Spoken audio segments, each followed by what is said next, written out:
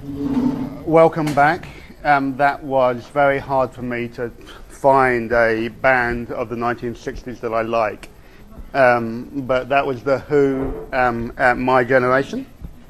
We return obviously after the hiatus of Tuesday, which you thought was a strike about the police action on the previous Wednesday, and in support of the campaign against the disinvestment of public universities and the loading of the cost of public universities on people like you through student loans. But actually, what it really was a setup for this lecture on the 1960s. Occupy Cal and I are very close, and they agreed that we'd do the whole thing on Tuesday in Sproul Plaza with Reich and the Free Speech Movement Awards, just to set up this this lecture.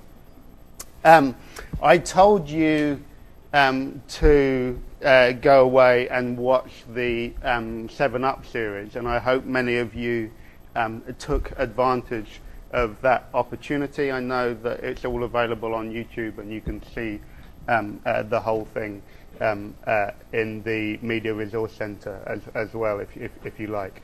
The question that you had to address when you were watching it was, what happened to class?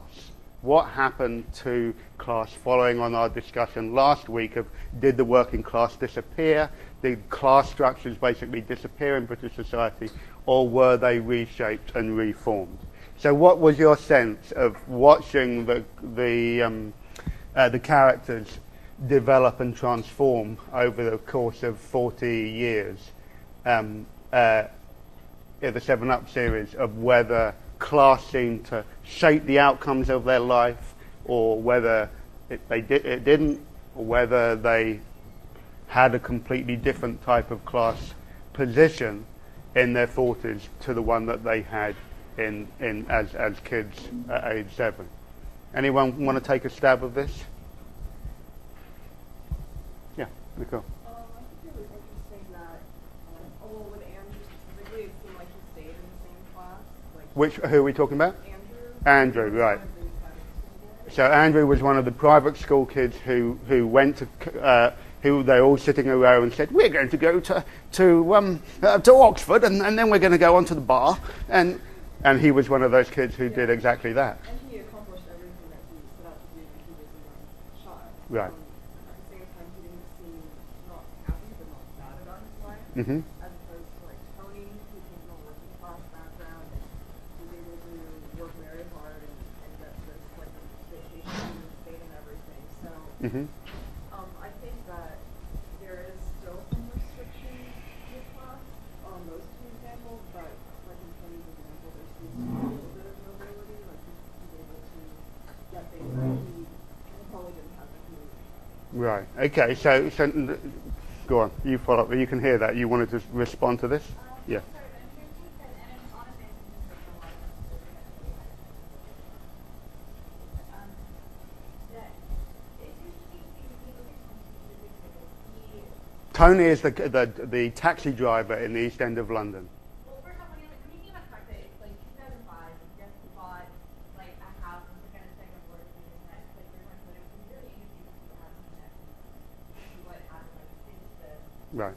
what happened. Well, my guess is he lost one of his houses. And so I don't know, it's kind of interesting because like you kind of see the way that it presents itself is like using a lot, for example, Mhm. where obviously it's like that has this really kind of strict idea of sports and stuff like that. There's working class and we have, and it kind of presents it as something, but when you really look at it, like somebody's still kind of it's like it's kind of shifted to looking at as like, because it's his position as a consumer, like Right. he can buy these things, so Mhm. therefore he's not part of the middle class, but like the way that he actually, like, if you look at history of production, the way that he actually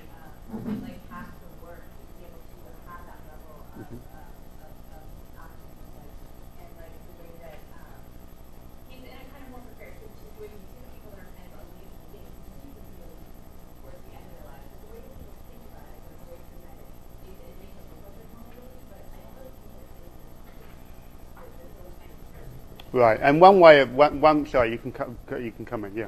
Yeah, I was just going to comment on doing an example of how perception or how the working class perceives itself, because I mean, he's a taxi driver, and he's trying to use his privilege to working class, Mhm. but that's not how he defines it. Right.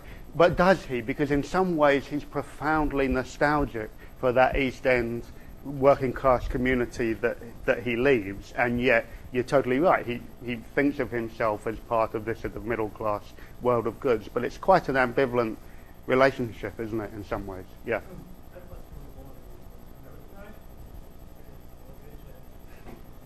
Even Brits have second mortgages. We don't yet have levels of student debt like in the US, but we're getting there. We're working on it.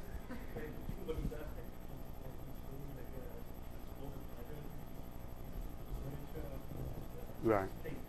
Yeah. Yeah. Yeah. One way in which I think you can think about this, and if you remember back to the lecture where I was talking about the importance of education as a vehicle for equality of opportunity in the welfare state, if you think of the educational roots of these children who become adults, basically the upper class members of this series all get their kids to go to university. All of their kids go on to college. Yeah? The members of the working class, their kids are basically remain. They go through secondary education for sure, but they go on and work in a trade very often, at best. So one way in which I think that you can still see that structuring of class is just, even though Andrew recognizes that his kids can't, don't have the class confidence of being able to say, oh, I'm going to go to Balliol and then on to, the bar. Nonetheless, he knows that they're going to go on to college. It's just that they go to University of Newcastle or wherever it is, not Oxford or Cambridge. That's still a fundamentally huge difference. The other issue that I think that we should raise is to think about the mobility of this slice of the population. They take a cross-section. This is we've seen this time and again in this class. When you do social investigation, you take a cross-section of society that is meant to be representative, and yet the one class that is really very barely represented in this study is the middle class. They're basically two middle-class people. Neil, who's the guy who ends up homeless and then an elected representative, and someone else in his cohort who drops out of the program much earlier on. Also, the very few, or only one person of colour, Simon, who comes out of an orphanage, out of a charitable orphanage, which is again, a certain set of associations that seems very 1960s. And quite significant mobility out of this section. One ends up a professor in the US, the other guy who came out of the orphanage goes to Australia and lives in Australia, Simon's friend, and there's someone else that moves overseas. I'm trying to remember who it is. It's gone. What about their dress and accents? Obviously, at the very beginning, when you have the people lined up on the sofa, they're terribly, terribly, terribly posh. How do you think their accents are by the end of the show? Do you struggle to pick up the differences of class through accent and through dress that you maybe wouldn't have done at the beginning of the program when all the boys are wearing little suits and bow ties and all the rest of it? Does that get more or less? No opinion? I mean, I was kind of looking at them and thinking, oh my God, how they've aged. Well, that's because we're the same age. Well, It's like watching ourselves grow old. but the working class people had aged not as well. I mean, and it's kind of, I don't know whether it's partly presentation, but Right. They looked older than the Right. people that presumably have done less manual labour. Yeah. Funny that, isn't it? Yeah. I haven't seen that.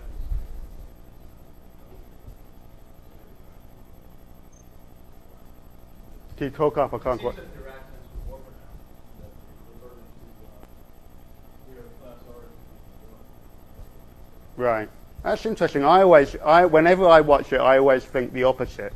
That the range of accents is flattened, both in terms of regional accents and in terms of class distinction. But maybe maybe I need to watch it again and tune in differently.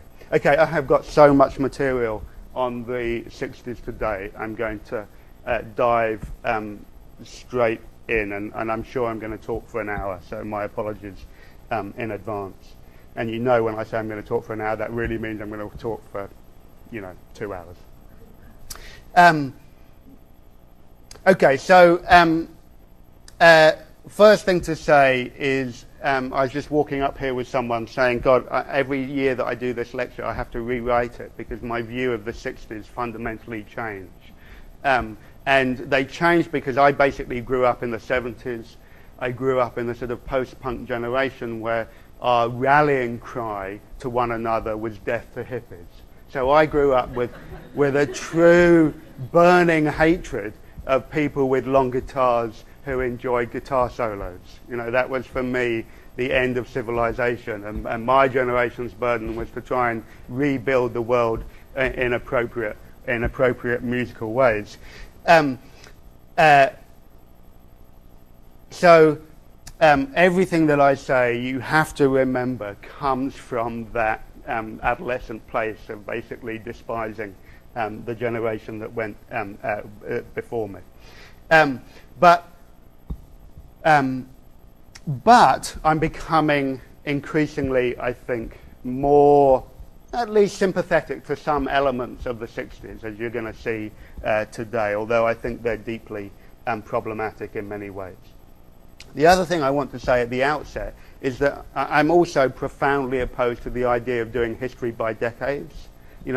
Somehow being able to do a lecture on the 60s as though, things begin in January the 1st, 1960 and end on the 31st of December, 1969. And one of the things that you're going to see today is that even though I talk about the 60s, I'm not actually talking about the calendar dates. I'm talking about the sort of cultural and political moment that we've come to know as the 1960s. So the first thing I want to say by way of introduction is to make the very obvious point that what we associate with the 60s was a transnational event. That is to say that it happened across a lot of different places, and there were serious conversations going on between those places. So the elements that I'm suggesting that we associate with the 60s is a sort of newly commodified youth culture, a political mobilization of students and young people, a new third wave of feminist politics, and a series of movements of sexual liberation, mainly around gay and lesbian politics. Now, all of these things happen in Britain, but they happen in a very particular type of way in Britain. That is to say, one of the things that I think that is interesting about the 1960s is how certain aspects of them are shared across countries, and yet they have a distinct national flavour to them. Clearly, the 60s, in some ways, as a political revolt, was much less marked in the UK than, for instance, in France or in Germany or in the United States in some ways. But it was no less influential, and I think plays a critical role